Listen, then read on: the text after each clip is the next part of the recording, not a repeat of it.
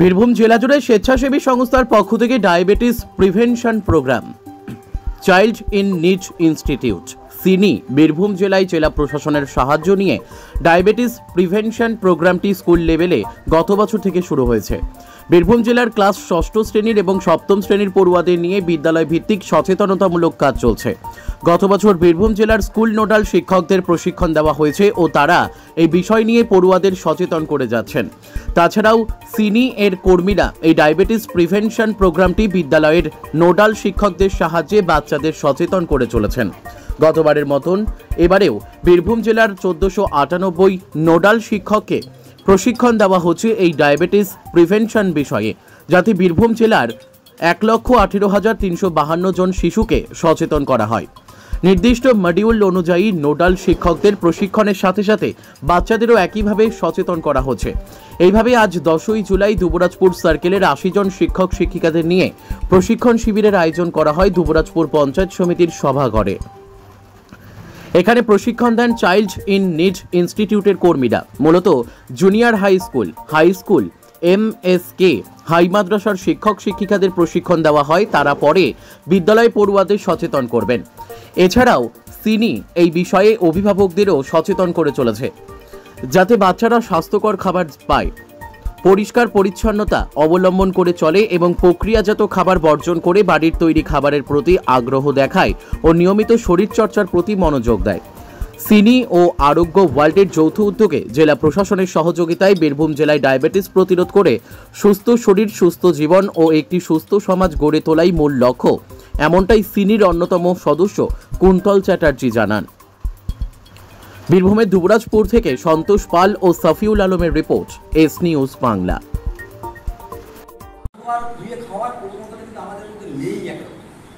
এবং এটা যদি বাচ্চাকে আপনি শেখাতে পারেন, এটাই যদি মাদার্স মিটিং আপনি বলতে পারেন, এটাই যদি এসএমসির মাধ্যমে নিয়ে আসতে পারেন, তাহলে পরিবর্তন অনেক আসবে।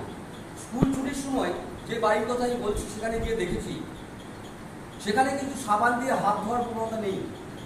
বাচ্চারা তবুও একটু বাড়ির আদব কায়দা অন্যরকম শিখলেও যেটা মেন বাড়ির যে কান্ডারি যে মা যিনি রান্না করেন তার মধ্যেও কিন্তু এই বিষয়টা তো নেই যে আমরা যতবার বাথরুমে যাবো, বিশেষ করে মেয়েদের ক্ষেত্রে, ততবার কিন্তু আমরা সাবান হাত জল দিয়ে হাত ধরবো এবং সাবানটা আমরা ইউজ করবো।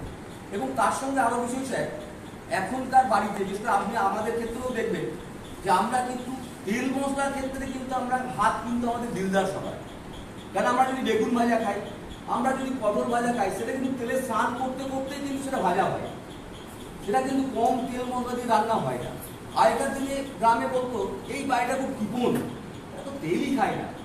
কিন্তু স্যার এখন যেটা বলছে স্যার নন কমিউনিকেবল ক্ষেত্রে, যে যত বেশি তেল মশলা কম খাবে এবং যে বাড়ির মধ্যে বলাটা ঠিক নয়, স্কুল নয়, এটা অন্য কিছু ভাবতে পারে।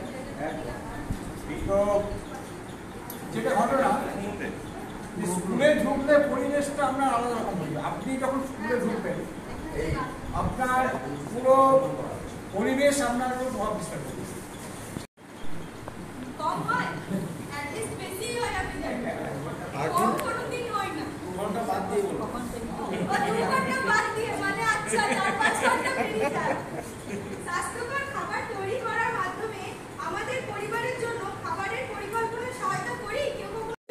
এমন সার্টিফিকেট কিন্তু সেটা আমাদেরকে দিয়েছেন, সেটা রয়েছে। তা এমনিতে আপনার বাস্তবে কতটা বাস্তবায়িত হয়েছে সেটা আপনারাই সব থেকে ভালো জানেন স্যার। তা এইটা আমরা যাতে ধারাবাহিকভাবে স্যার এটা এগোতে পারি, আর বিশেষ করে আমরা যে এজ গ্রুপটাকে আমরা ধরেছি সেটা হচ্ছে ক্লাস 6 এবং 7, বর্তমানে সেটা 7-8 হয়েছে।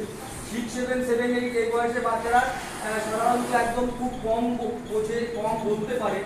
এবং তাতেও এই এজ গ্রুপটাকে আমরা কেন নিয়েছি, তার কারণ হচ্ছে অ্যাডোলেসেন্ট পিরিয়ডের প্রথম ভাব এটা। এরা প্রথমে জানতে পারছে যে আমাদের শরীর মনে কিছু পরিবর্তন হচ্ছে, আমরা একটা শৈশব পার করে আমরা একটা অন্য জিনিসের দিকে এগিয়ে যাচ্ছি। এই বয়সটাতে অনেক ভুল ভ্রান্তি হয়, এই বয়সটাতে সিদ্ধান্ত নিতে পারে না,